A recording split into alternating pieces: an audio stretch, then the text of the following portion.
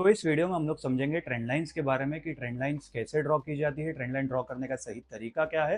साथ ही साथ हम लोग कुछ ऐसी कॉमन मिस्टेक्स के बारे में भी समझेंगे जो हर एक न्यू ट्रेडर करता है।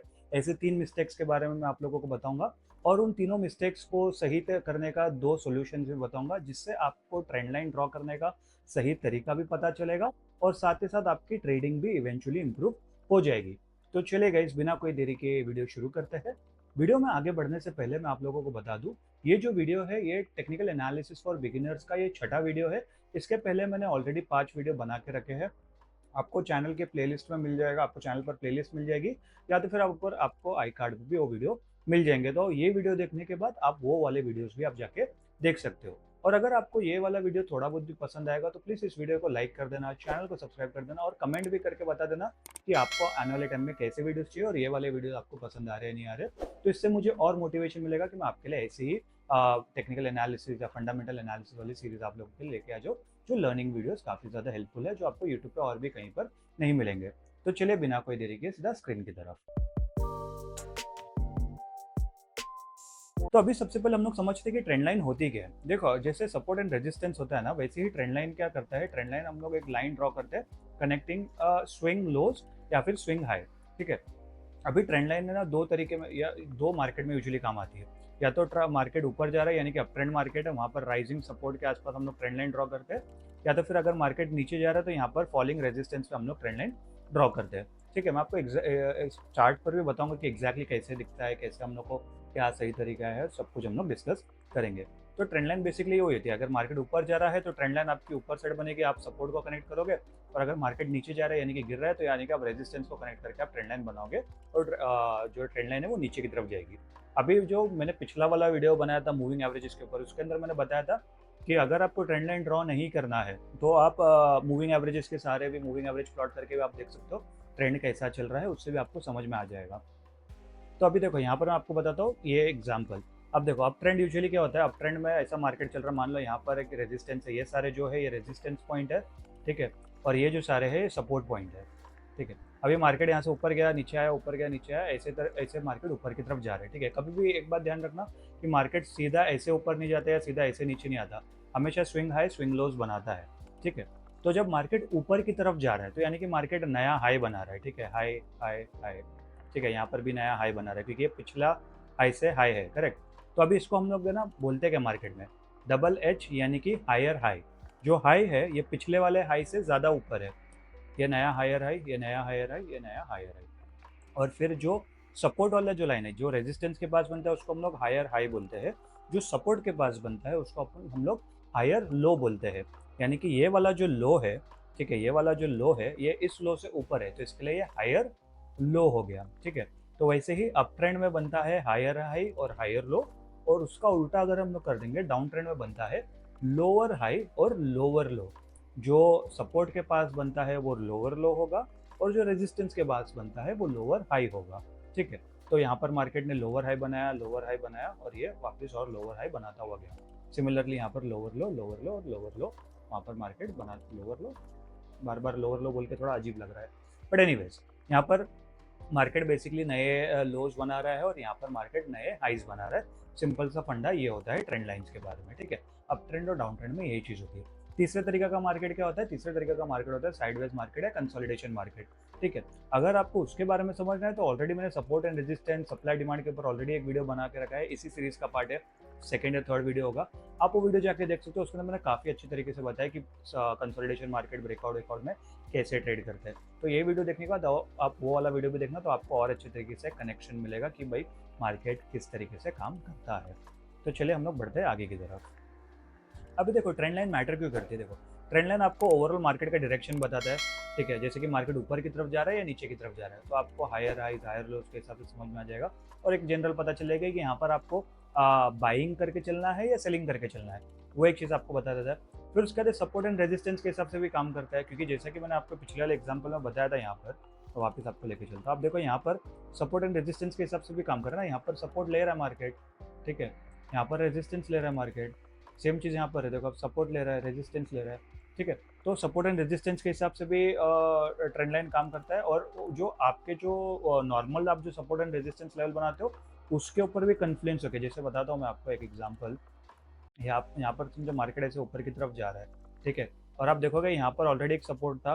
देखो जैसे यहाँ पर रेजिस्टेंस हुआ, ट्रेंड लाइन के सहारे यहाँ पर ये देखो ये एक सपोर्ट लेवल हो रहा है, और जो नॉर्मल सपोर्ट एंड रेजिस्टेंस होता है उसके हिसाब से भी सपोर्ट हो रहा है। तो ये वाला जो सपोर्ट लेवल होगा वो काफ़ी ज़्यादा स्ट्रॉन्ग सपोर्ट लेवल होगा। क्यों? क्योंकि वहाँ पर ट्रेंड लाइन का भी सपोर्ट है, और जो normal support and resistance level है उसके हिसाब से भी सपोर्ट है। तो वो और भी ज़्यादा इफेक्टिव सपोर्ट लेवल आपको काम आ सकता है। दूसरी बात, अगर हम ट्रेंड लाइन का ब्रेक होता है तो यहाँ से पॉसिबल ट्रेंड रिवर्सल होगा। देखो इधर इस बात पे ध्यान रखना, पॉसिबल, ज़रूरी नहीं है कि हर बार होगा ही होगा, बट इसकी प्रोबेबिलिटी थोड़ी सी आपको ज़्यादा मिल जाती है। चलिए मैं आपको कुछ एग्जांपल्स बताता हूँ जिससे आपको और अच्छे तरीके से ट्रेंड लाइन के बारे में समझ में आ जाएगा, ठीक है? तो यहाँ पर हम लोग देखेंगे, आप देखो यहाँ पर मार्केट ऊपर की तरफ जा रहा है, ठीक है? तो ट्रेंड लाइन हम लोग की ऊपर की तरफ जा रही है, ठीक है? यहाँ पर मार्केट ने सपोर्ट लिया, यहाँ पर सपोर्ट लिया, यहाँ पर सपोर्ट लिया। अभी अगर आप यहाँ पर भी एक लाइन ड्रॉ करके देखोगे तो आप देखोगे इसी लेवल के आसपास, देखो इसी लेवल के आसपास ये नॉर्मल हॉरिजॉन्टल वाला मेरा सपोर्ट है, और उसी के लेवल के आसपास मेरा यहाँ पर ट्रेंड लाइन का भी सपोर्ट है। तो ये वाला सपोर्ट काफ़ी ज़्यादा एक इंपॉर्टेंट हो जाएगा, समझ रहे हो? तो वही मैं कह रहा था कि सपोर्ट एंड रेजिस्टेंस के हिसाब से भी काम करता है, सिर्फ ट्रेंड लाइन के सपोर्ट एंड रेजिस्टेंस के हिसाब से नहीं, बट आपका जो नॉर्मल सपोर्ट एंड रेजिस्टेंस रहता है उसके हिसाब से भी डेफिनेटली आपको मार्केट में हेल्प मिलता है, और इससे आपको डेफिनेटली एज मिलता है। आपको कोई भी इंडिकेटर लगाने की ज़रूरत नहीं पड़ती है। प्राइस एक्शन ट्रेडिंग इसी को बोलते हैं, बिना आप इंडिकेटर के आप कोई भी ट्रेडिंग करो, मतलब आप सीधा चार्ट पर लाइन ड्रॉ करो, सपोर्ट रेजिस्टेंस ट्रेंड लाइन, और वॉल्यूम्स यूज़ करके आप इजीली अच्छे से ट्रेड कर सकते हो। आपको ज़्यादा फैंसी इंडिकेटर की इतनी ज़्यादा ज़रूरत नहीं पड़ेगी, ठीक है? तो ये हो गया पहला एक एग्जाम्पल जहाँ पर मार्केट ऊपर की तरफ जा रहा है। अब दूसरा एग्जाम्पल देखो, यहाँ पर मार्केट रेजिस्टेंस लेके नीचे की तरफ आ रहा है, ठीक है? अब देखो कितने अच्छे तरीके से रेजिस्टेंस लेके मार्केट नीचे की तरफ आ रहा है। तो इसको हम लोग कहते हैं फॉलिंग मार्केट, यानी कि यहाँ पर मार्केट गिर रहा है तो यहाँ पर हम लोग जो डाउन साइड के ट्रेड है वहाँ पर एंट्री लेने की कोशिश करेंगे। अभी एंट्री एग्जिट कैसे बनाना है वो भी मैं आप लोगों को थोड़ी देर में बता दूंगा।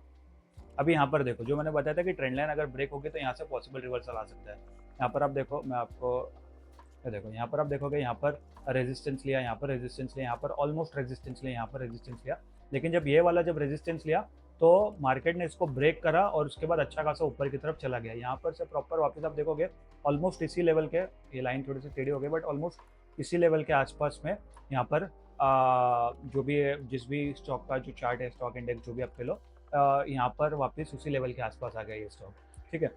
तो इससे समझ में आता है कि जहाँ पर मार्केट गिर रहा था, जैसे ही ट्रेंड लाइन ब्रेक हुई वहाँ से कितना अच्छा तरीके से रिवर्सल आ गया। तो ये डेफिनेटली कहीं ना कहीं एक अच्छी बात यहाँ पर हम लोग को समझ में आती है कि ट्रेंड लाइन काफ़ी बारी ऐसे सब सिनारियो में काम करता है। जब भी अगर एक फॉलिंग मार्केट रहेगा, अगर ट्रेंड लाइन ब्रेक होती है तो वहाँ से अपवर्ड मोमेंटम या ट्रेंडी मार्केट हो सकता है, बुलिश मार्केट हो सकता है। और अगर बुलिश मार्केट रहेगा, अगर वहाँ से ट्रेंड लाइन ब्रेक होती है तो यहाँ से फिर फॉलिंग मार्केट कंटिन्यू होने की प्रोबेबिलिटी थोड़ी सी बढ़ जाती है, ठीक है? तो आई होप आप लोगों को ये चीज़ समझा होगा। अभी हम लोग यहाँ पर समझते हैं चैनल्स के बारे में। चैनल्स क्या होते हैं? देखो, parallel lines drawn around price action, ठीक है? अभी इसका सिंपल सा मतलब क्या है? असेंडिंग चैनल यानी कि बुलिश ट्रेंड, और डिसेंडिंग ट्रायंगल यानी कि डिसेंडिंग चैनल यानी कि बेरिश ट्रेंड। असेंडिंग यानी कि मार्केट ऊपर की तरफ जा रहा है तो बुलिश ट्रेंड है, मार्केट नीचे की तरफ जा रहा है तो बेरिश ट्रेंड है, ठीक है? अभी मैं आपको यहाँ पर बताता हूँ, ये जो मैंने सबसे पहले यहाँ पर बताया था ना, ये देखो ये जो है ना, इसी को ही हम लोग चैनल कहते हैं। ये जो चीज़ है इसी को हम लोग चैनल कहते हैं। ये चीज़ चैनल ट्रेडिंग कही जाती है। अगर आप में से किसी ने सुना होगा चैनल ट्रेडिंग के बारे में तो आप लोगों को पता होगा कि चैनल ट्रेडिंग कितना ज़्यादा इफेक्टिव होती है। जो ये एक लाइन है, ये है ट्रेंड लाइन।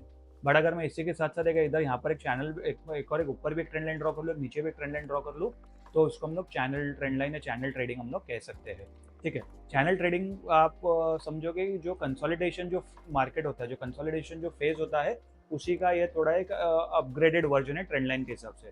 कंसोलिडेशन फेज में क्या होता है कि मार्केट साइडवेज मोमेंटम रह रहा है, ठीक है? ऐसे रह रहा है।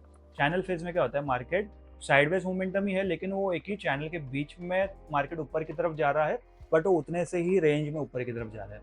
उसका सिंपल सा मतलब होता है, ठीक है? अभी मैं आपको यहाँ पर एग्जाम्पल दिखाता हूँ।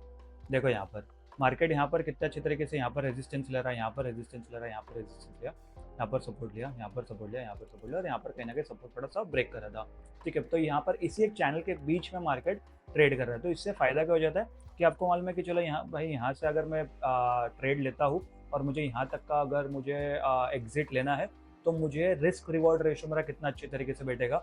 अगर मुझे छोटे छोटे ट्रेड लेना है, भले से मान लो अगर मुझे सिर्फ 10 मिनट के लिए ट्रेड होल्ड करना है, चाहे मैं स्कैल्पिंग कर रहा हूँ या चाहे एकदम शॉर्ट टर्म स्विंग ट्रेडिंग कर रहा हूँ, depending on your time frame, या फिर एकदम इंट्राडे ट्रेड के हिसाब से ले रहा हूँ। तो अगर मुझे छोटे छोटे मूव्स मिल रहे हैं तो मैं उन लोगों को क्यों छोड़ू? अगर मुझे छोटे छोटे मूव्स कैप्चर करना है तो मैं ऐसे कैप्चर कर सकता हूँ, उससे मेरा रिस्क रिवॉर्ड रेशियो भी मेंटेन कर सकता हूँ।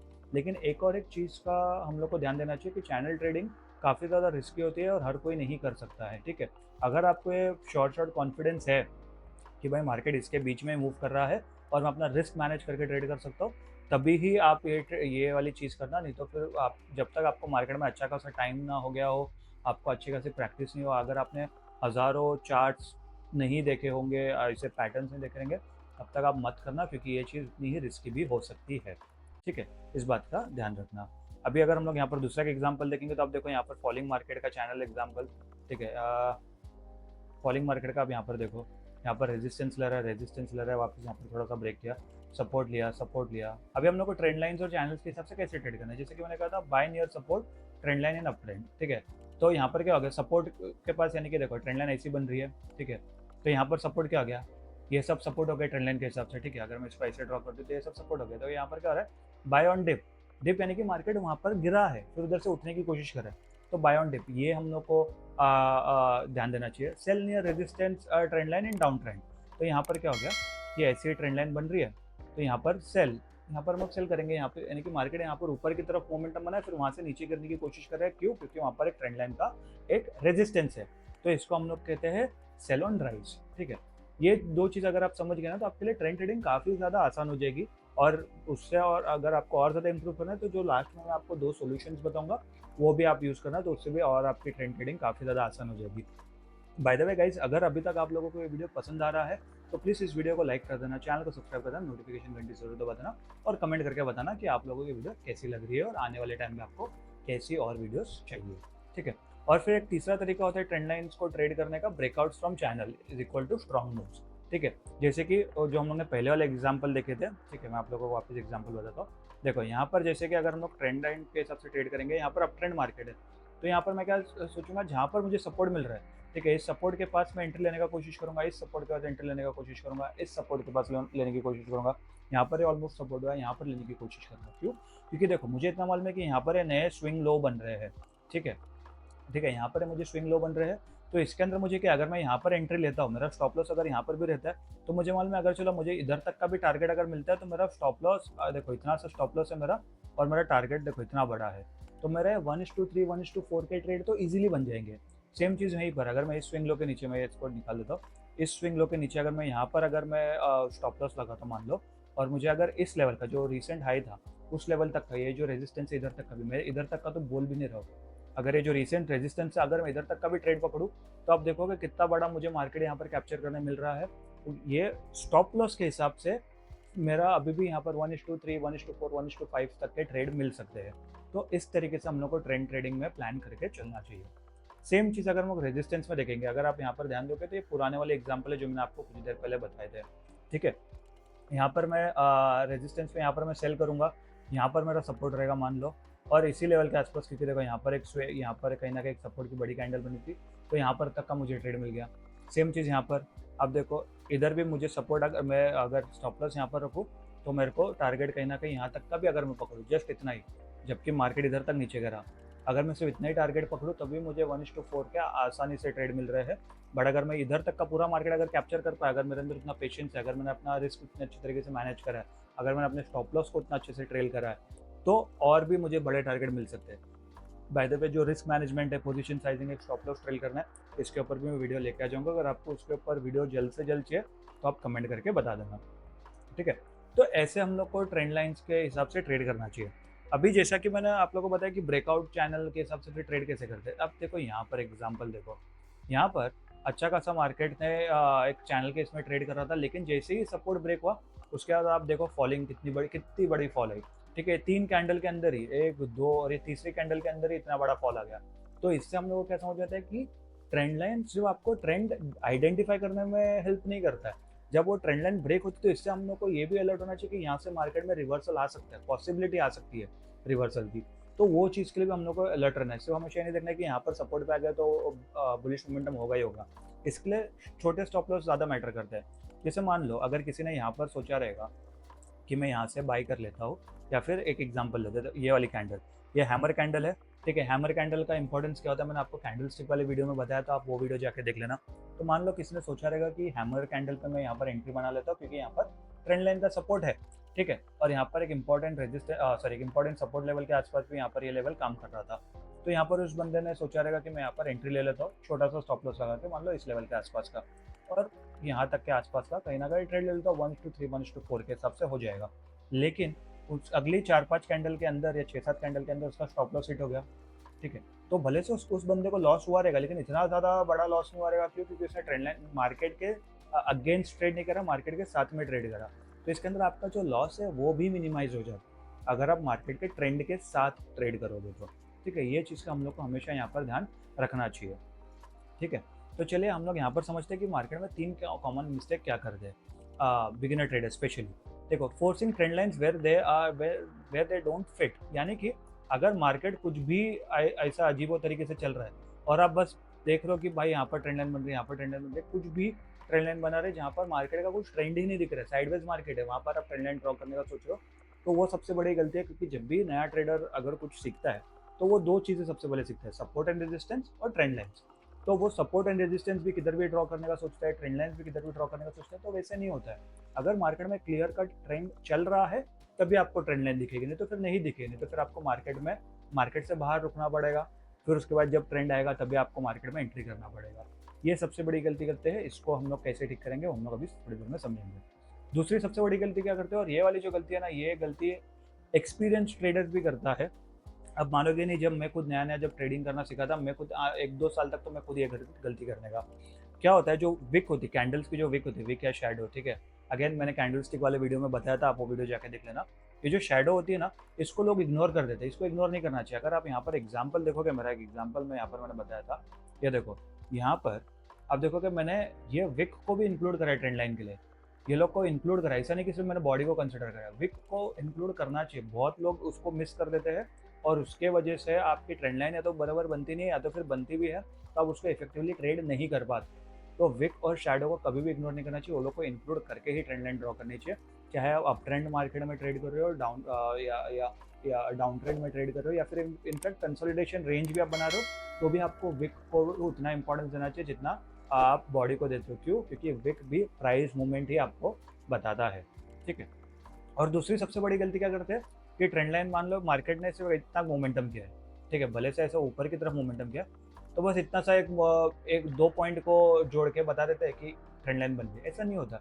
वो शायद से मार्केट ने मोमेंटम किया, बट क्या पता मार्केट इधर से रिवर्स करके गिर जाएगा, तो आपकी ट्रेंड लाइन तो बराबर थी 2 पॉइंट के हिसाब से, लेकिन मार्केट में यहाँ पर मोमेंटम आया नहीं, आपने पिछला ट्रेंड देखा ही नहीं कि पिछले ट्रेंड के हिसाब से क्या मार्केट उस ट्रेंड लाइन को सपोर्ट कर रहा है, उस ट्रेंड लाइन को वैलिडिटी दे रहा है, नहीं दे रहा था मार्केट। तो आप ये ट्रेंड लाइन क्यों ड्रॉ करोगे? हमेशा कम से कम 4-5 पॉइंट, 3-4 पॉइंट तो होने ही चाहिए, जहाँ पर आपको यहाँ पर मान लो ऐसे ऐसे कुछ मिल रहा है, तो यहाँ पर आप देखो 1, 2, 3, 4 पॉइंट हम लोग को मिल रहा है, तो यहाँ पर थोड़ा कंफर्मेशन ज़्यादा मिल जाता है कि भाई ये ट्रेंड कहीं ना कहीं अभी चलेगा, या फिर एक्चुअली एक ट्रेंड है। सिर्फ 2 पॉइंट को या 3 पॉइंट को आप ड्रॉ करके यहाँ पर ट्रेंड नहीं समझा सकते हो, आपको थोड़ा सा लंबा होराइजन पकड़ना पड़ेगा। लंबा होराइजन का मतलब ये नहीं है कि आप 5 दिन का डेटा देखो या 1 साल का डेटा देखो, आप ट्रेडिंग किस तरीके से करते हो उसके ऊपर आपको डिपेंड करता है कि लंबा होराइजन क्या है।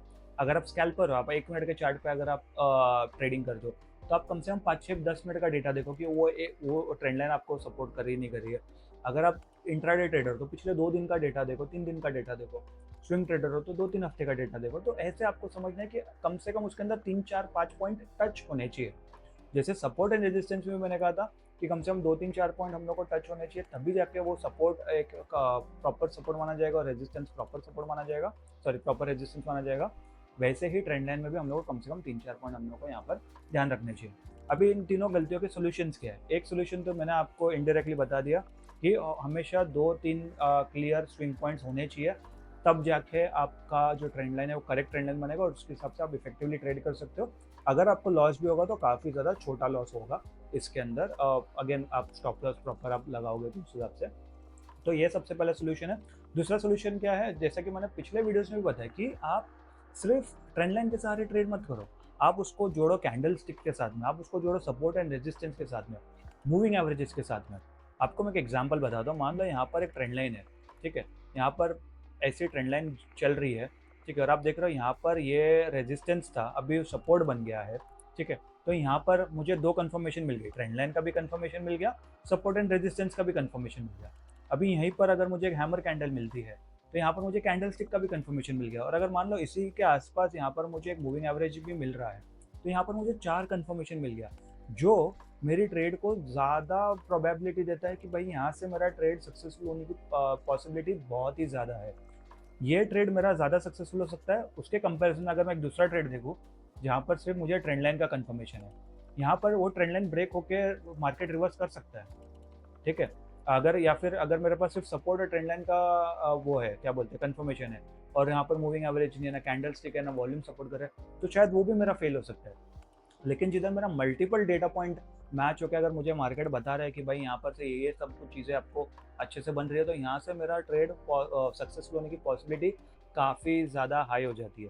देखो ये चीज़ मैं अग्री करूँगा कि ऐसे ट्रेड आपको हर रोज़ नहीं मिलते, हर बार नहीं मिलते, बट मार्केट में वही चीज़ें आपको पेशेंस रखना ज़रूरी है। अगर आप पेशेंस रखोगे ना, तो आप मार्केट में ईजिली सक्सेसफुल आप हो सकते हो। तो आपको ये तो समझ गया कि ट्रेंड लाइन को ट्रेड कैसे करते हैं। अभी अगले वीडियो में हम लोग समझेंगे आप सभी लोगों का फेवरेट टॉपिक के बारे में, जो कि है चार्ट पैटर्न्स। उन चार्ट पैटर्न्स में हम लोग समझेंगे कि हेड एंड शोल्डर क्या होते हैं, फ्लैग एंड पोल पैटर्न को कैसे ट्रेड करते हैं, ट्रायंगल पैटर्न्स के बारे में कैसे ट्रेड करते हैं, वो सब कुछ जानेंगे हम लोग अगले वीडियो में। आई होप गाइस आप लोगों को ये वीडियो पसंद आया होगा। वीडियो अगर पसंद आया होगा तो वीडियो को लाइक कर देना, चैनल को सब्सक्राइब कर देना, नोटिफिकेशन घंटी जरूर दबा देना। अगर आपने मूविंग एवरेजेस वाला वीडियो नहीं देखा होगा तो आपको स्क्रीन पर आता रहेगा, आप वो वाला वीडियो भी देख सकते हो। मैं मिलूंगा आपसे अगले वीडियो में, तब तक के लिए गुड बाय।